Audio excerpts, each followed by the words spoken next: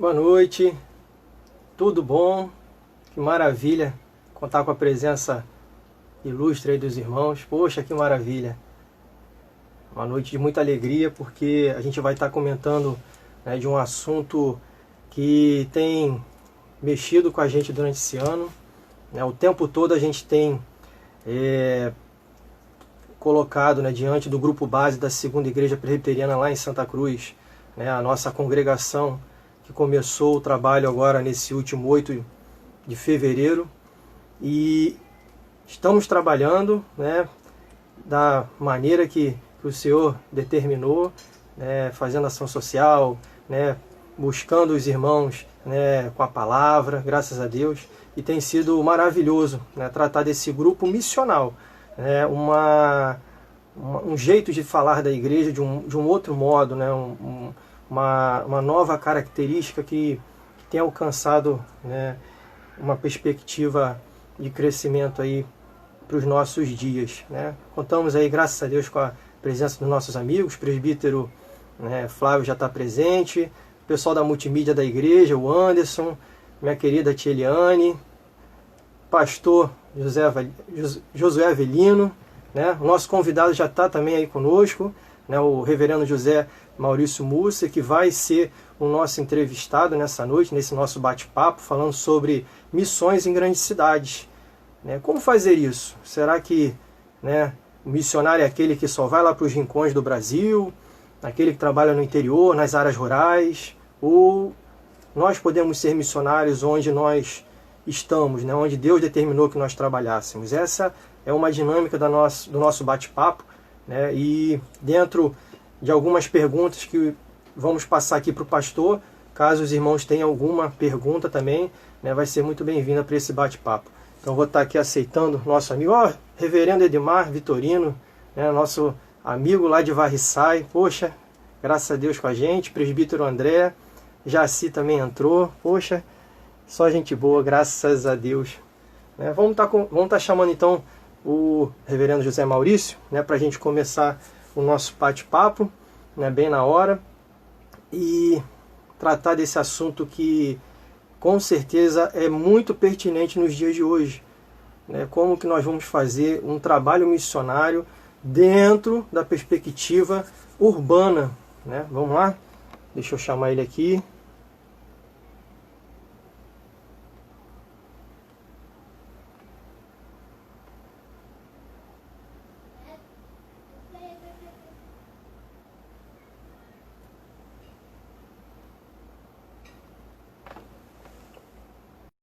Só mais um minuto que ele está entrando aí para falar com a gente.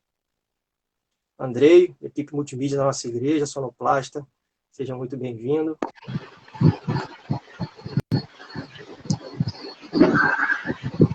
Ficar mais perto aqui de vocês, coisa boa, oportunidade maravilhosa, abençoadora para a minha vida, coisa maravilhosa estar aqui nessa noite. Maravilha, reverendo, graças a Deus. A gente vai começar nosso bate-papo e já estou preparando com você agora, tá ouvindo melhor.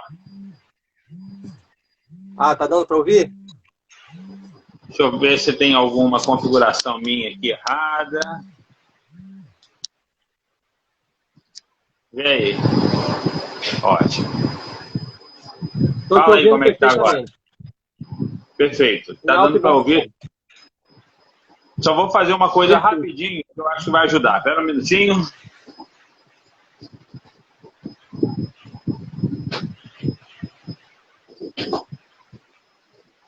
Pronto, eu acho que vou ouvir melhor agora que eu desliguei o ventilador. Ah, show de bola. Ficou 10. Então, reverendo, a gente vai começar uma dinâmica de perguntas, né, para que a gente possa traçar o caminho da missão que nós temos proposto em grandes cidades, né, no nosso bairro.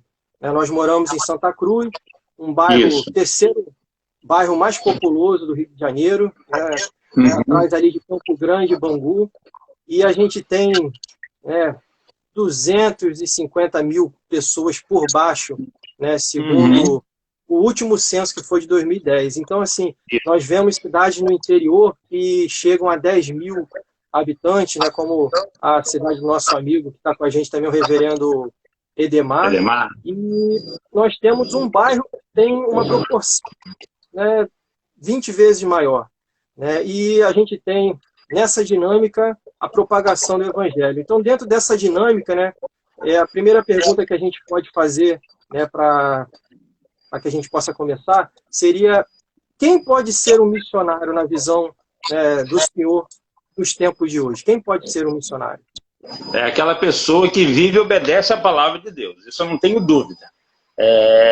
Crente, ou ele é um missionário, ou ele é um campo missionário. Já dizem isso no ambiente reformado, dentro do ambiente da missiologia. E a gente precisa, com certeza, trabalhar isso no nosso coração, Tiago. A igreja, ela precisa desse despertamento. E uma coisa que tem me incomodado muito nas leituras, né? Você leu o livro do David Bosch, né, que eu deixei com você, a gente lê, eu tenho os livros do Tim Keller, e toda uma caminhada que a gente vai observando de pensadores. Esses homens são enfáticos, mas além desses homens, eu quero pensar muito na visão da palavra de Deus, né, principalmente livro de Atos e do apóstolo Paulo, né? Mas especificamente no livro de Atos, quando a igreja nasce, todo o povo está ali proclamando em vários idiomas e várias línguas as maravilhas de Deus. Então era toda a igreja. A igreja, quando ela entende isso, ela é movida pelo Espírito Santo de Deus para atuar e viver. Então eu entendo que ser missional, ser um missionário, ser envolvido com a obra de Deus, ser um evangelista, ser um arauto, a palavra talvez nem seja tão importante. É lógico, é bom que a gente contextualiza a visão, mas é assumir a sua identidade pela ótica de Deus. Não existe qualquer outra coisa fora da nossa caminhada, da nossa vida, que não seja a glória de Deus. E para glorificar a Deus, a gente tem que ser um povo unido, um povo que proclama das verdades. Nós fomos chamados para isso, saímos das trevas para a maravilhosa luz. E quando a gente tem uma coisa boa, a gente quer realmente dizer para todo mundo: olha, isso é muito bom, isso vale a pena. Beleza, beleza. E nos dias de hoje nós não podemos pensar, então, de outra forma, que todo crente é um missionário. Eu sei que os missionários que se doam, né, que vão para o interior, que vão para os lugares mais inóspitos da nossa pátria, ou então até mesmo na área, hoje em dia, né, da Europa, que muitas das vezes hoje é um campo missionário muito difícil de se trabalhar, eles dão a vida, com certeza é um trabalho, né, dispendioso, mas é um trabalho muito satisfatório. Mas nós que estamos aqui no nosso dia a dia, com os nossos familiares, também tem esse privilégio, né, da mesma forma, de anunciar o evangelho na nossa vida, no nosso trabalho, né, na nossa família. É uma constante, né, o culto da vida, né? Você colocou uma coisa interessante, porque a gente pensa que o lá é o mais difícil. Não é bem assim. O lugar mais difícil e mais agradável é onde Deus nos plantou. Se Deus quisesse que nós estivéssemos na Bolívia, em Varriçai, no Uruguai, na Coreia, Deus teria nos levado para lá, porque Deus tem um plano e nos inseriu dentro dele. Então, essa questão existe um chamado especial para o missionário? Não, queridos, existe uma obediência e uma sensibilidade. Eu digo, primeiro, obediência, porque é uma ordem direta para Deus, para a igreja dele. Ide por todo mundo pregar o evangelho, por todo mundo fazer discípulo, porque assim como o Pai me enviou, eu também vos envio, fazendo um panorama bem mais amplo, né? Contudo, a questão da sensibilidade, não é a gente entender isso e viver essa alegria. Porque fora do centro da vontade de Deus, eu tinha antigamente até essa questão, né? O melhor lugar está no centro da vontade de Deus. Eu quero dizer que Deus conduz a nossa vida para essa caminhada. Acho que talvez o melhor exemplo que a gente tem é o exemplo de Jonas. Jonas não teve jeito, ele foi pegar em Nínive. Não teve escolha, era para ir e acabou. É o chamado maravilhoso do Espírito Santo da nossa vida, né? Então, difícil e prazeroso é onde a gente está mesmo e não tem outro desafio, é esse o caminho. Amém, amém. Explicou bastante. Agora a gente tem, né, um panorama já dos missionários, né? Todos nós somos missionários, né? Já começamos o nosso bate-papo com esse patamar. A segunda pergunta que a gente coloca, né, para o senhor é sobre a relação de plantação de igrejas, né, e evangelismo. Faz algum sentido? Tudo. Sabe por quê? Primeira coisa, como é que eu vou plantar a igreja sem vida? Não basta ter o terreno, construir o templo e ela não tem ninguém. A igreja nós somos nós. Então, veja bem, a medida é algo maravilhoso. À medida que vai havendo uma identidade, um grupo de pessoas, esse grupo começa a formar uma estrutura, uma visão, uma ideologia, uma teologia, assim, vamos colocar assim, há uma unidade, ela começa a caminhar dentro dessa estrutura. E dentro dessa estrutura que eu estou falando, nós podemos chamar o corpo local, a igreja local. E a partir daí vão acrescentando. Porque a coisa que eu acho mais fantástica é quando você proclama a verdade, as ovelhas perdidas aparecem. Porque elas só estão perdidas, estão esperando ouvir a voz do seu pastor para correr em direção. E nós, quando proclamamos a verdade, nós estamos proclamando a própria voz de Jesus Cristo. Então, é a evangelização. Com a evangelização, a gente traz quem? As ovelhas perdidas, correto? Eu acho que é essa a visão. E isso redunda em quê? Na estrutura que o Senhor deixou maravilhosa para a gente, que é a estrutura da igreja, essa estrutura que a gente tem, nesse formato que a gente conhece, né? Apesar de ter várias facetas, mas é um grupo que se reúne para congregar, para adorar, forma-se, à medida que vai crescendo, planta-se a igreja. Então, veja bem, não há plantação sem evangelização. E não há como não plantar se a evangelização está acontecendo, porque o compromisso de Deus é dar o crescimento. A responsabilidade nossa é da proclamação. É coisa maravilhosa isso demais. É perfeito, é perfeitamente explicado, né? Eu não sei se eu respondi direito a sua pergunta, sim, né? Mas é que o sangue começa a subir, a gente vai se empolgando. É um assunto maravilhoso, irmãos. É algo que, quando a igreja começa a viver isso, é impossível o coração não aquecer. Amém, pastor, amém.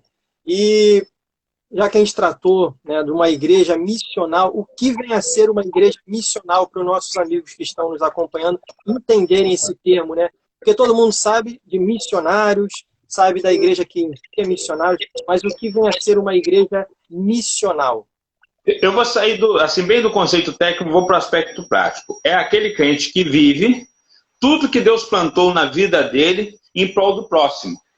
Ele não vive mais para si. Ele vive em função do outro. O outro é o meu alvo. O outro é aquela pessoa que eu quero alcançar. E quando eu penso nesse contexto, é o meu vizinho, é o padeiro da minha comunidade, são aquelas pessoas que estão transitando dia após dia, é aquelas pessoas que me veem. Alguém vai me ver. E quando me vê, precisa saber que eu sou referencial. Veja bem, eu vou dar um exemplo simples. Eu tenho um local que eu gosto de encomendar as pizzas aqui para casa para comer. São pizzas boas, né? Tem que falar de comida, não tem jeito, né? Sou eu. Mas o que acontece? A primeira coisa que depois que eu comprei a segunda, eu falo assim, na hora de chamar lá, eu falo assim, na casa do pastor Maurício. Essa pessoa já sabe que eu sou um pastor. Isso já ou aproxima ou afasta, mas esse afastamento ele às vezes se torna um pouco temporário. Por quê? Porque num aperto, numa dificuldade, numa luta, quem que eles vão procurar? Quem é referencial. Se o socorro precisa ser espiritual, você vai assim ser. Só que, observa, eu estou colocando a ideia do pastor e conota uma obediência muito suprema do mandato espiritual sobre a vida, mas parece que a gente esquece dos outros mandatos, o mandato cultural, o mandato social. Quando a gente obedece isso, a gente mostra toda uma estrutura que Deus plantou na nossa vida. Então, quando eu me coloco assim, eu sou um missional, eu estou me envolvendo, estou envolvendo todos aqueles que estão ao meu redor, porque eu represento duas coisas. Primeiro, eu represento o próprio Cristo. Porque como o Pai me enviou e também vos envia, João 20, 21 fala para a gente, da mesma forma a gente consegue entender que nós representamos a igreja de Cristo aqui na Terra. não é? A única instituição que ele se comprometeu em edificar. Eu gosto muito dessa expressão, porque às vezes tem muita gente sonhando com uma coisa ou com outra, mas a instituição, quando eu falo instituição, igreja, corpo de Cristo, ele vai fazer essa edificação. E isso, quando agregado, o bom médico, o bom professor, a boa esposa, o bom filho, aquela pessoa que tem impresso o seu caráter de Cristo na sociedade, que vai falar segundo a palavra de Deus para aquela vida. Então, para mim, ser missional é aquela pessoa que está extremamente e diretamente envolvida com a obra de Deus, em todo o tempo, onde quer que esteja, fazendo essa diferença. Não, é aquela expressão que eu gosto muito de dizer, né? O nosso culto coletivo é um reflexo de todo o nosso culto daquela semana, e dali nós saímos para mais uma caminhada, porque o meu dia a dia faz parte da minha vida missional diante de Deus e diante do povo. Maravilha, maravilha. Foi bem enfático no termo missional. E agora a gente vai caminhando sobre as diferenças, já que você tem essa experiência nos lugares mais longínquos, né, nos lugares mais de interiores, e também já começa, né, também com outras experiências no meio de uma cidade grande, né, em cidades bem povoadas. A nossa pergunta fica estabelecida assim: quais são os desafios nas missões urbanas das grandes cidades? Olha, primeiro, se a gente vai pensar em grande cidade, vou pensar aqui em Santa Cruz, né? O primeiro desafio é você falar de uma forma clara, num diálogo claro, num dialeto claro, sair do dialeto bíblico, né? Usar termos que a gente usa em um onde o diálogo é totalmente outro. A gente precisa dialogar com a sociedade, dentro das necessidades, dentro da demanda dela. A igreja ela não pode estar em si mesmada, ela não pode estar aquém da realidade, ela não pode ignorar também essa realidade, ela não pode também ser acima da realidade, ela tem que estar de acordo com a realidade da comunidade. Imagina a nossa região de Santa Cruz. Como a gente vai fazer para ganhar toda essa região de forma que eles acreditem? A primeira coisa é pregar o evangelho genuíno. Isso é fundamental. Sem o evangelho não existe igreja. Quando você negocia o evangelho, você se torna popular, você se torna uma igreja que é da cidade, a igreja do oba-oba, é uma igreja que é ponte, é uma igreja que é um referencial de encontro, mas muitas pessoas que estão ali fazem parte, mas não estão transformadas pelo evangelho. Não é uma igreja também que pode dialogar contra essa realidade. Nós moramos numa grande cidade onde o vai e vem é muito amplo, onde as cobranças das pessoas para si são amplas, e quando chega numa igreja onde existe o mesmo tipo de cobrança, a gente coloca peso, a gente coloca um fardo que eles não poderiam. Então começa a ter cobranças, começam a ter um diálogo contrário. E aí a pessoa, eu venho para ter paz na igreja, o que eu encontro é tribulação, porque eu sou cobrado para isso, sou cobrado para aquilo, sou cobrado para aquilo outro. Igreja, nós temos um monte. A gente sabe disso, não é? Mas quando a gente pensa em uma igreja que é para esta grande metrópole, uma igreja que é para a cidade, aí a gente tem que repensar um pouquinho, porque ela precisa conhecer as pessoas, as características dela, os hábitos, os costumes, não é? Como é que é o seu dia a dia, quais são as suas necessidades, quais são os problemas que ela enfrentam, para que nesses enfrentamentos a gente possa, pelo evangelho, trazer alguma solução. E eu estou colocando principalmente dentro daquilo que existe na cultura, que é contrária à palavra de Deus. Me lembro, uma vez, né, eu acho que para mim um dos referenciais que foi mais simples e forte foi quando eu estava no sítio de São Luís, onde a minha filha mora. Teve um período ali que a gente viu que estava começando a aparecer, isso foi por volta do ano, posso imaginar, 2000, 2001, 2002, né? Por aí, começou a ter ali um movimento de drogas. Nós ficamos sabendo. O que a igreja fez? A igreja começou a orar. Senhor, tira isso, tira essas crianças desse meio, afasta isso, e de repente o negócio cessou. Mas a comunidade sabia, nos pontos, né? Olha, nós vamos estar orando por isso, ia falando de uma pessoa para outra. Então, se a igreja tem problemas, se a cidade tem problemas, a gente precisa intervir com a palavra, a gente precisa transformar vamos dizer assim, os pontos negativos da cultura de uma forma em que a cidade ela se torna mais aprazível de se viver.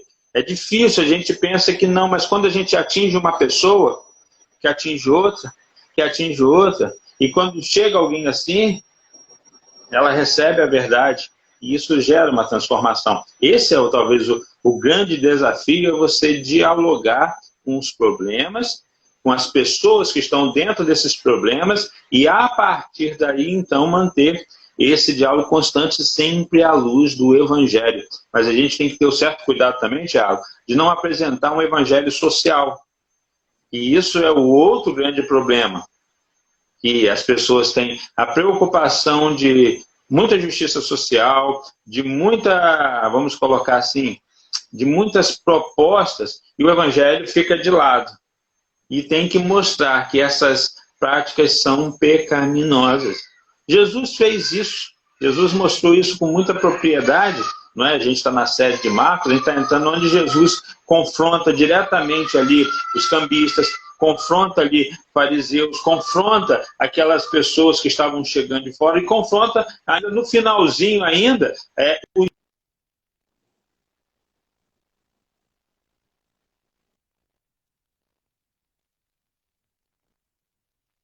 que haja a santificação, a purificação, são profetas, e os profetas ele leva a palavra para a santificação e para a restauração da alma da pessoa. E quando existe uma máxima na pregação que eu creio que vale também para este contexto. Quando você quer falar para todo mundo, você não fala para ninguém. Mas quando você fala para um, você consegue falar para todo mundo. Não sei se eu fui claro. E nessa temática ainda dos grandes desafios dos centros urbanos, né, da missão nos centros urbanos, vamos Sim. tomar mais uma vez o bairro de Santa Cruz como exemplo, que é um bairro muito grande e Sim. nós temos uma igreja localizada num local, né, numa localidade. A gente anda 4 quilômetros e nós já estamos inseridos numa contextualização daqueles moradores totalmente diferentes, né? Então, esse é o objetivo de outras igrejas no mesmo bairro, né? Aquela questão de uma igreja num bairro e somente isso, né? Se deu pela época, né, quando foram colocadas as igrejas, né? Então, a gente vê nesse processo, né, a igreja de Santa Cruz sendo mãe da igreja de Campo Grande, né, da igreja de Sepitiba, outros bairros, alcançando outros bairros, né? Até um outro município vizinho, quando alcançou, né, Itaguaí. Mas hoje em dia você vê que em Santa Cruz a diversidade em áreas de Santa Cruz, né, em determinados subbairros, é muito forte. E essa contextualização, ela chega, né, como um desafio, mas ela não pode ser negociada com o Evangelho. O Evangelho é o mesmo. O Evangelho que é pregado na primeira igreja de Santa Cruz é o mesmo que tem que ser pregado na segunda igreja de Santa Cruz. E a gente ainda fala mais, né, que tem espaço para mais 2 igrejas de Santa Cruz.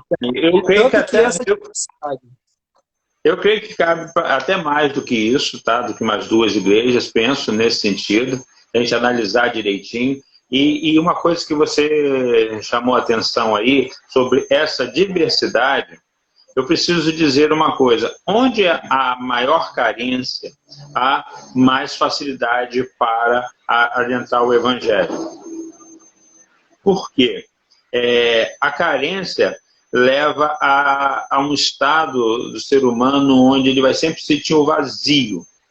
Não quero dizer que isso não aconteça em outras áreas, mas a gente precisa ver que nos ambientes onde a gente tem uma certa carência de material, carência financeira, onde há diversos tipos de problemas sociais, Quando o evangelho chega, ele chega com uma esperança de resolver isso tudo, trazendo a paz para a pessoa.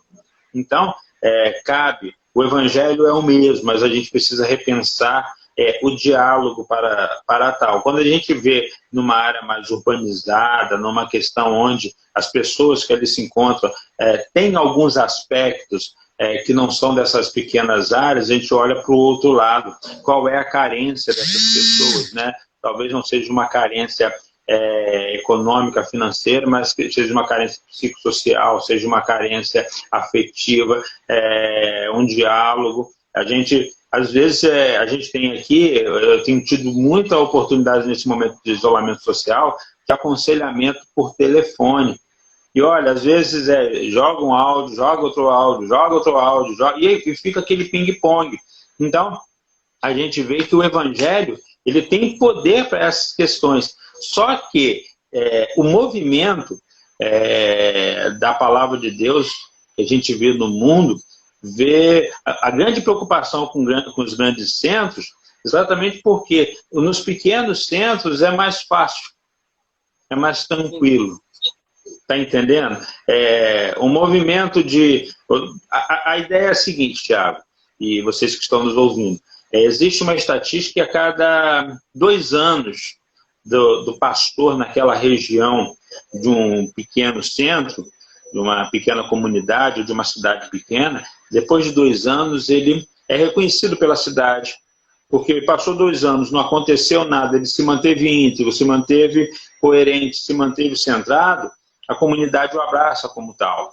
Agora, no grande centro, isso já é um pouco maior. 2 anos, talvez, para a comunidade da igreja. Mas, para a comunidade ao redor, precisa de mais tempo. Para quê? Para que as pessoas consigam ver, consigam caminhar, consigam aceitar e não te olhar com aquela desconfiança, né? Por exemplo, quando eu morava no condomínio, todos ali sabiam. A primeira coisa que eu cheguei, dei uma Bíblia e coloquei de presente para a portaria. Os porteiros ficaram apaixonados com isso, né? Então já me identificaram como pastor. Mas assim, com 6 meses, eu não conhecia ninguém e por saber que eu era pastor, né? Algumas pessoas com aquele hábito de cumprimentar, né? A paz do Senhor, que eu acho muito bonito, né? Paz do Senhor, paz do Senhor, poxa, conhece, identifica. Então, isso vai gerando, ganha confiança de um, de outro, e deixou a marca, pronto, querido, ganhou a região. Aí você está navegando em águas tranquilas pela sua identidade, mas lutas vão vir, não tenha dúvida. Tá? Então tem essa dicotomia, tá? De nós estarmos num bairro muito grande, mas que as suas segmentações têm as suas peculiaridades. Essas peculiaridades vão fazer com que a gente pense estratégias, planos e retomadas. Beleza, eu estou vendo gente entrando aqui ainda, né? Carol, minha irmã, seminarista Lucas Vargas, seja muito bem-vindo. A gente tem aqui amigas, né, da família, amigos, temos aqui Tcheliane, temos o seu Rubens, da nossa igreja, Dona Hélia, também estou com muita saudade da senhora, tá bom? Seja muito bem-vinda. A gente está comentando sobre missões em grandes cidades, né? Rio de Janeiro, aquilo que nós estamos inseridos aqui, e às vezes nós achamos que o trabalho missionário é obra dos missionários. Não, o trabalho missionário é nossa obra aqui, porque nós estamos em uma grande cidade, nós precisamos levar o evangelho também, essa é a nossa disposição, esse é um privilégio que nós retribuímos o amor do nosso Deus. Estou vendo aqui também a Ângela, abanando aqui, graças a Deus. Olha, vou falar com vocês uma coisa. Agora, uma pergunta mais técnica, né, para o pastor. A missão urbana é mais fácil ou mais difícil do que a missão em áreas rurais? Eu tive nas duas, Thiago, e a demanda é a mesma. Quando eu estava em Barra Alegre, só para vocês entenderem a respeito disso, domingo, 8 horas da manhã eu estava numa rádio, 9 horas da manhã, aí saía, pegava uma motinha que eu tinha, uma DT 180, própria pra trilha, que aí não ia dar dor de cabeça. Partia para uma comunidade chamada Distrito, isso 9 horas, não é? 3 horas da tarde eu saía de casa para 4 horas eu estar em um local chamado Serra das Almas, não é? Em Trajano de Moraes, um bairro, né? Andava. 6 horas da tarde, eu estava em uma outra igreja, num bairro chamado São José, e às 7 horas da noite estava na igreja de Barra Alegre. Ou seja, todo domingo eram 5 mensagens naquela correria. Para lá, para cá, para lá, para cá. E primeiro domingo, Santa Ceia em um local, segundo, terceiro, quarto, e tomada. Então, a demanda é grande, não é? Então, o que acontece? Aí, discipulado. As pessoas, para abrir a porta da sua casa, foi abrindo, nós tínhamos 17 casas com discipulado por família. E isso tinha esse pique. Então, tinha sua demanda. Agora, vamos olhar para um grande centro urbano. O que as pessoas querem? Elas querem ou chegar, ter um ambiente próprio, chegar, ouvir a palavra de Deus e ter as facilidades que nós temos hoje, né? Site, boletim, agora com esse trabalho nosso do uso das mídias sociais, que eu creio que foi uma coisa que veio para ficar e vai ficar, a gente não pode abrir mão disso. Então as pessoas estão se identificando, estão trabalhando essa visão, e se a gente deixar, a gente vai deixar muita gente órfã. Você está entendendo? Então, essa ideia do urbano para o rural, vamos colocar o seguinte, né? Vou voltar para a questão da comida de novo, tá bom? Você vai para a casa de uma pessoa numa zona urbana, você vai comer ali, fazer aquele lanchinho. Agora na zona rural não. Você vai fazer 5 horas da tarde uma visita, você tem que jantar com a turma que está lá. Você está entendendo? Eu me lembro de uma janta que eu tive lá nessa região de São José, tive que adentrar ainda mais, um diácono me chamou, e o que ele colocou lá para mim? Pastor, você só vai comer coisa aqui de casa. Era carne de porco, aipim, feijão e alface. Mas que comida deliciosa. E você está nessa situação, você está envolvido. Então, as demandas são a mesma, não é? O detalhe é como você vai dialogar com essa pessoa, você tem que se aculturar. Talvez o grande desafio nosso de um ponto para outro é você ser uma pessoa da comunidade, você comprar na mesma padaria, você conversar a mesma coisa, você dialogar e mostrar sua integridade. Isso faz uma diferença muito grande. Entendeu? Então, eu não consigo ver desafio, né? Assim, uma diferença, uma coisa para outra. Eu vejo, sim, uma percepção, uma sensibilidade para que você faça a obra de Deus. Como aquela questão, em Barra Alegre funcionou muito bem o discipulado. Em Sítio São Luís funcionou muito bem a estruturação de cursos para as pessoas. Não é? O que agora a gente está vendo aqui nesse Santa Cruz, por todo momento, é mídia social. Então, é a forma da gente dialogar. Eu confesso, porque a gente tem observado todo esse caminho, eu ainda não consegui separar uma coisa da outra. A grande vantagem do grande centro é que, olha, veja bem, estou falando que é a grande vantagem, mas não quer dizer que isso seja uma regra. Tá? É quando você está num grande centro, você consiga pessoas que vão ser suas parceiras, que vão acreditar no projeto e vão investir no projeto para a plantação de novas igrejas, para envios de missionário. Então, a sustentabilidade se torna mais fácil. Mas isso não quer dizer que isso é uma verdade, porque quando eu estava no Carmo, a igreja do Carmo, que estava na faixa mais ou menos de 40 pessoas, sustentava uma boa parte um missionário, a sua família, numa região de Bangladesh, pagando parte do seu sustento, pagando o seu INSS, ajudando em algumas questões, e era uma média razoável, que quase que batia as ofertas mensais da igreja, para o sustento da igreja, era o mesmo valor quase que a oferta de missões. Então, é como o coração se dá. Beleza. Já entrando nesse ponto do grupo base, né? Agora é uma situação assim, bem específica da segunda igreja de Santa Cruz. A gente chega na igreja mãe e fala assim, olha, nós temos um desafio. E esse desafio é levar o evangelho, né, para um outro lado, um outro bairro, um subbairro da nossa cidade. Quem tem essa disponibilidade, quem quer abençoar essas pessoas, né, com o evangelho? E você vê a disposição, né, dessas pessoas que compram essa disposição, que entendem o evangelho como sendo, né, para ela, e que ela precisa levar isso adiante. Né? E a gente tem esse doutrinamento missional que faz com que as pessoas se coloquem como instrumentos. Né? Não temos fundadores de igreja, né, nesse aspecto da igreja missional, todos são instrumentos. né? Sim. No qual, quando você vê ali a comunidade e os obreiros ali inseridos, né, do grupo base na comunidade, você tem a experiência de dialogar com essas pessoas.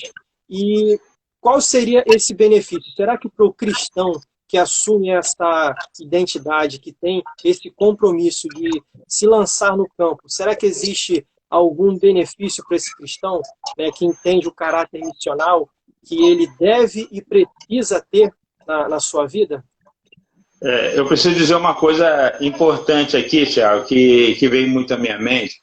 Quem faz parte do grupo base é um privilegiado. Eu faço uma pergunta para você, ou para qualquer uma das pessoas que estão aqui. Se você fosse da época de Jesus, você gostaria de ser do colégio apostólico? Você gostaria de ser um dos apóstolos? Eu gostaria. Você está entendendo? O grupo base, como eu posso dizer assim, é aquele grupo que vai plantar aquela igreja. É o modelo que Jesus fez com o seu colégio apostólico, com o seu grupo de discípulos, com aquelas pessoas que o seguiam. Então, o que acontece? Quando você tem esse grupo base, você começa com esse grupo base estudar as propostas da igreja, estudar os desafios da comunidade e, principalmente, estudar, à luz das escrituras sagradas, a direção que nós devemos tomar entre um e outro. Então, fazer parte de um grupo base é um privilégio fantástico, né? Eu gostei muito dessa ideia que você colocou, né? Essa ideia de pensar, somos fundadores, somos isso. Sim, existe toda uma história, existe toda uma tradição, não é? Mas quando a gente fala assim, nós somos o grupo base, é algo assim que você traz para o seu coração a seguinte forma: nós somos uma equipe, nós estamos nessa caminhada, vamos fazer acontecer. E isso gera um sentimento, gera uma adrenalina, os sonhos começam a brotar. E eu quero dar um aviso para você que está nos ouvindo, que faça parte de um grupo base ou pretenda fazer. Quando você tiver uma visão, se você tem a visão, é sua missão. Compartilha com seu mentor, compartilha com seu líder, trabalha, mas lembre-se, você é a pessoa que Deus quer usar para isso. E isso é uma filosofia que precisamos trabalhar. Não é, eu vou pegar o exemplo, o Thiago está como o líder lá da Segunda Igreja de Santa Cruz. Thiago, precisamos fazer um trabalho para o hospital. Que benção. Aí uma semana, quando é que você já foi no hospital? Não, a visão é de quem está indo. Precisamos fazer um trabalho com crianças. Então, essa a ideologia. A gente trabalha, por um lado, da questão da visão e da missão, mas, por outro lado, é um privilégio fazer parte do grupo base. O grupo base ele tem toda a diretriz para dizermos para a comunidade: a igreja é essa. E tem a ideia do primeiro culto, né, que a gente gosta, né, já que está no processo de plantação. Essa identidade precisa ser trabalhada de tal forma que, quando for lançado, a pessoa que chegar ali no primeiro culto, no segundo, no terceiro, no quarto, vai receber aquilo da parte de Deus, uma mensagem que vem direto do coração de Deus para aquelas pessoas, e uma estrutura que vai lhe dar paz. É importante pensarmos na estrutura. Vivemos em ambientes estruturados. A gente vai no banco, encontra uma estrutura, a gente vai para os transportes, tem uma estrutura, tudo é estruturado. A igreja precisa ser estruturada e precisa principalmente ser maximizada dentro da realidade que ela está sendo inserida.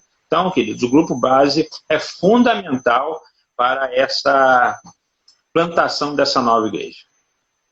Maravilha, maravilha. Então a gente tem, né, esse privilégio, né, como disse o senhor, de participar. E sabe, irmãos, aquela, como é que se diz, né? Aquela ideia que quando você chega na sua igreja e você já olha a luz acesa, a luz já está acesa. Você, quando entra na igreja, já tem um diácono te esperando. O pastor, ele chega no horário e já começa o culto. A banda de música está tocando. E você já vê tudo orquestrado, né? A igreja, né, já tem o ar-condicionado ligado, a conta de luz está paga. E você olha para aquele lugar, para aquele ambiente e fala assim: eu quero ajudar, mas eu não sei como, parece que já está tudo pronto. Olha, se você vê isso, se você tem essa visão, chegou o momento de você se aventurar num grupo base. Porque aí você pode fazer tudo isso e mais, abençoar a vida de pessoas que estão, né, afundadas processos com drogas, com prostituição, enfim, várias crises existenciais, e você se coloca ali como uma pessoa levando, propagando o Evangelho. Que maravilhoso, né? Que nós possamos ter sempre essa visão, né, missional, que nós podemos fazer ainda mais, né, na obra do Senhor Jesus. Foi muito bom o bate-papo, né? Eu acredito que a gente está chegando aí em torno de 37, 38 minutos, né? E eu queria agradecer, né, a todos que participaram, a todos que estiveram conosco, né? E o grupo base da igreja, da segunda igreja presbiteriana de Santa Cruz, esteve presente também, né? Nossa irmã Cláudia, nosso irmão Mário Sérgio, né? Passou ali, deu uma acenada, graças a Deus, e que a gente possa, né, ter outros momentos iguais a este, no qual nós podemos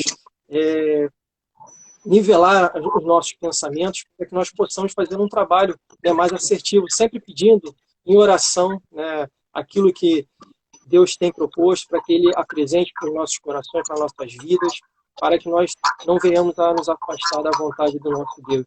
Eu queria pedir, pastor, para o senhor encerrar essa transmissão com uma oração, agradecendo por aqueles que estão nos acompanhando, né, nessa noite, e pedindo, né, para que Deus sempre nos ajude, nos auxilie, né, para que nós possamos, né, adquirir esse sacerdócio real que nós temos esse privilégio de ter, né, e abençoar outras pessoas com tão grande luz.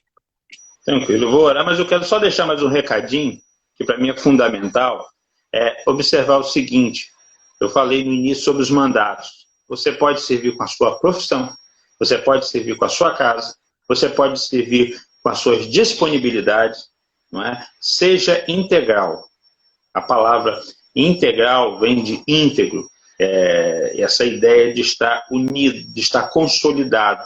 Precisamos ser integrais na obra, porque a palavra de Deus faz isso em nós, tá certo? Então, quero deixar essa reflexão, lembrando o exemplo de Jesus para com os seus discípulos, que Jesus se mostrou irrepreensível em tudo, e assim Ele espera de nós, tá ok? Então, vamos orar. Pai de amor, muito obrigado por este momento que passamos aqui, pensando, ó Deus, na igreja, pensando em ser igreja.